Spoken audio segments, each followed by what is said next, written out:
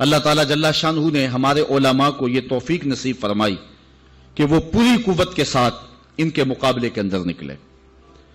پیر سیدنا مہر علی شاہ رحمت اللہ تعالیٰ آپ حرمین طیبین حاضر ہوئے تو حضور علیہ السلام کی خواب میں زیارت نصیب ہوئی اور آقا کریم نے فرمایا مہر علی تم یہاں آئے ہو، قادیان کا دجال تعویلات فاسدہ کی کینچی سے میری شریعت کو کاٹ رہا ہے. تو حضرت پیر مہر علی شاہ رحمت اللہ تعالی علیہ پھر وہاں سے واپس آئے اور اس دجال کے خلاف 2 کتابیں لکھی جن کا آج تک جواب نہیں ہو سکا. 2 کتابیں لکھی، اس سے جواب تو نہ ہو سکا، لیکن پیر مہر علی شاہ کو اس نے چیلنج کر دیا کہ آپ میرے ساتھ مناظرہ کریں، اور خود جگہ مقرر کر دی لاہور کی بادشاہی مسجد، اور خود ہی شرائط مناظرہ طے کر لیں اور کہا کہ آپ کے ہاتھ میں بھی کاغذ قلم ہوگا، میرے ہاتھ میں بھی کاغذ قلم ہوگا، ہم تفسیر لکھیں گے، علماء کی جیوری بیٹھے گی، جس کی تفسیر اچھی ہوئی وہ سچا ہوگا. یہ تو کوئی بات نہیں تھی، لیکن پیر صاحب نے کہا ٹھیک ہے آ جاؤ. پیر صاحب پھر گولڑا سے چلے اور لاہور پہنچے. یہاں ایک اور بات میں بتاتا جاؤں، جب پیر صاحب وہاں سے آئے تو اکیلے نہیں آئے، علاقہ بھر کے علماء کو ساتھ لیا. پیران عظام کو کہا آؤ چلے لاہور، ایک دجال کا مقابلہ کرنے جانا ہے. ایک پیر صاحب کو پیغام بھیجا تو انہوں نے کہا پیر صاحب ہم پیر لوگ ہیں، چھوڑو آپ کس کام میں پڑ گئے ہیں، ہمارا کام کیا جو ہے وہ ان امور سے. تو پیر صاحب نے جو جواب بھیجا وہ تاریخ کے ریکارڈ پہ ہے. فرمانے لگے پیر صاحب یہ پیری نہ ہوئی، یہ بغیرتی ہوئی. ختم نبوت پہ ڈاکہ پڑ رہا ہو اور ہم پیری کی بکل مار کے بیٹھے رہیں. پیر صاحب وہاں سے چلے اور لاہور پہنچے.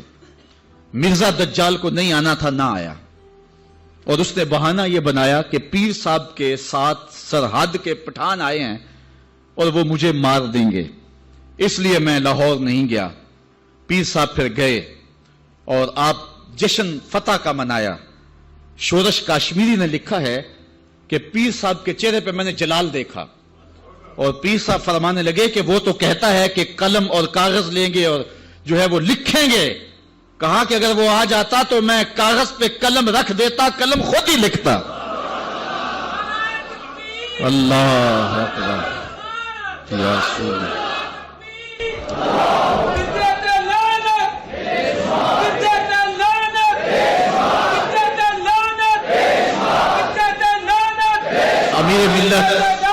امیر ملت پیر سید جماعت علی شاہ رحمت اللہ تعالی علیہ، آپ نے فرمایا ان قریب ذلیل ہو کے مرے گا. پھر جہاں مرا آپ کو پتا ہے، گندگی میں لتھڑا ہوا تھا، تڑپتا ہوا مرا. اعلی حضرت شیر ربانی میاں شیر محمد شرک پوری فرماتے ہیں میں نے دیکھا ہے، چونکہ صاحب کش بزرگ تھے، کہ قبر میں بھی بھولے کتے کی طرح بھونک رہا ہے اور اس کے منہ سے جھاگ نکل رہی ہے. ذلیل و رسوا ہے قبر میں بھی، جب تک رہا ذلیل و رسوا رہا. اللہ تعالیٰ جل شانہ دی علماء کو طاقت دی، انہوں نے ناطقہ بند کر کے رکھ دیا. پھر جب پاکستان بنا تو سب سے زیادہ جن لوگوں نے مخالفت کی پاکستان کی وہ مرزائی تھے. پاکستان کے حق میں انہوں نے ووٹ نہیں دیا. آج بھی جو ربوے میں دفن ہوتے ہیں وہ امانتاً دفن ہوتے ہیں. ان کا عقیدہ ہے کہ پاکستان ٹوٹ جائے گا اور ہمیں اٹھا کر کے جو ہے وہ قادیان میں دفن کیا جائے گا. یہ وصیت کر کے وہاں دفن ہوتے ہیں. پہلا وزیر خارجہ بدقسمتی سے مرزائی بن گیا. پھر اس نے ایک بیان دیا تو 53 کی تحریک چلی. لاہور کی سڑکوں پر 10,000 جان نثاروں نے اپنی جانیں قربان کی ختم نبوت کے لیے. وہ لمحے ہم نہیں بھول سکتے ہیں. تاریخ سے آج بھی حرارت نکل رہی ہے کہ ایک خاتون اپنے بیٹے کو بیانے کے لیے لے جا رہی تھی. ارمانوں سے اس بیوہ نے اپنا بیٹا پالا تھا. آج سیرے لگا کر کے اس کی بارات لے جا رہی تھی کہ جب مال روڈ پہ پہنچی تو تڑ تڑ گولیوں کی آواز آنے لگی. روک کے پوچھا کیا ماجرا ہے؟ کہا ختم نبوت پہ لوگ جانے وار رہے ہیں. اس نے بارات سے معذرت کی، بیٹے کے سر سے سیرا اتارا اور کہا بیٹے میں دودھ معاف نہیں کروں گی اگر حضور کے نام پہ جان نہیں وار دے گی. تجھے میں شہادت کا دولہا بنانا چاہتی ہوں. اچھا جب وہ زخموں سے چور ہو کے گرا، دور ماں کھڑی منظر دیکھ رہی تھی. اس نے ماں کو پکار کے کہا امی بھاگ کے آ، دیکھ کہ میری پشت پہ کوئی گولی تو نہیں لگی. تیرے پتر نے ساری گولیاں سینے پہ کھائی ہیں، اور وہ گھڑیاں بھی ہم نہیں بھول سکتے جب نواب آف کالا باغ اس تحریک کو دبانے کے لیے کوشش کر رہا تھا۔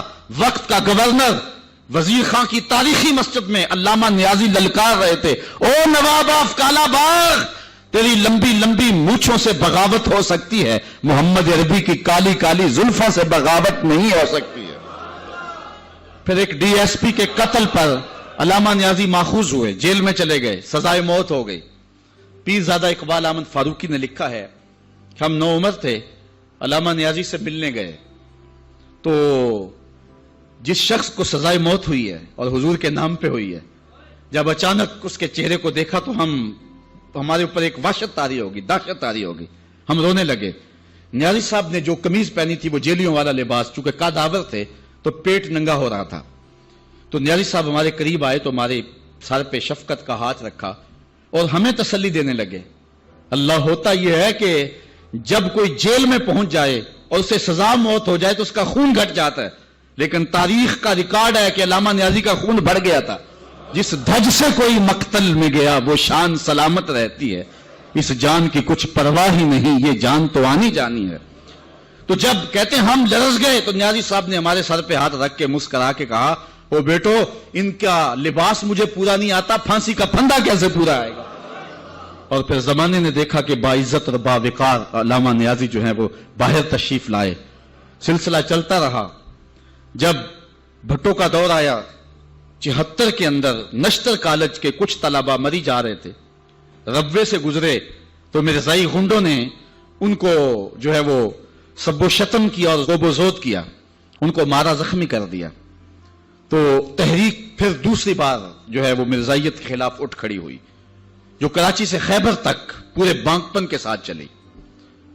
اللہ تعالیٰ رحمت نازل کرے علامہ نورانی کی قبر پہ، انہوں نے علماء کے دستخط کے ساتھ جو ہے وہ اسمبلی کے اندر درخواست جمع کروائی، مرزائیوں کو اقلیت قرار دینے کے لیے قرارداد پیش کی، اور پھر کیا ہوا، 3 مہینے کی مسلسل محنت، علامہ سارا دن اسمبلی کی کاروائی میں رہتے اور راتوں کو دور دراز علاقوں کا سفر کرتے اور جلسے کرتے اور ختم نبوت پر جو ہے وہ لوگوں کو ابھارتے، اور پھر مرزائیوں کو بھی بلایا گیا، صفائی کا موقع دیا گیا۔ پھر ایک وقت آ گیا کہ حکومت مجبور ہو گئی۔ مسٹر بھٹو علامہ نورانی سے کہنے لگے، نورانی صاحب یہ تو مدارس کے دارالفتاء کا مسئلہ ہے جو آپ اسمبلی میں لے آئے، یہ تو علماء کا کام ہے کہ کون کافر ہے اور کون مومن ہے، تو آپ اس کو اسمبلی کے فلور پہ لے آئے ہیں تو اس کو مدارس میں حل کرنا چاہیے تھا۔ تو حضرت علامہ نورانی نے جو جواب دیا وہ بڑا خوبصورت تھا، فرمانے لگے، بھٹو صاحب مجھے ایک بات بتا دیں، آپ منتخب وزیر اعظم ہیں، اگر آپ کے مقابلے میں کوئی کرسی بچھا کے بیٹھ جائے تو آپ اس کے بارے میں کیا رائے رکھتے ہیں؟ تو بھٹو کہنے لگا، یا وہ باغی ہے یا وہ پاگل ہے۔ تو کہا، بھٹو صاحب وزارت کی کرسی چھوٹی ہے، ختم نبوت کی کرسی بڑی ہے، اب جو کہتا ہے میں نبی ہوں ماننا پڑے گا، یا پاگل ہے یا باغی ہے۔ پھر وہ وقت آیا، 7 ستمبر کی شام تھی کہ اسمبلی کے فلور پر جدھر دیکھتے تھے نعرہ رسالت اور نعرہ توحید اور ختم نبوت زندہ باد کے نعرے ہی گونج رہے تھے۔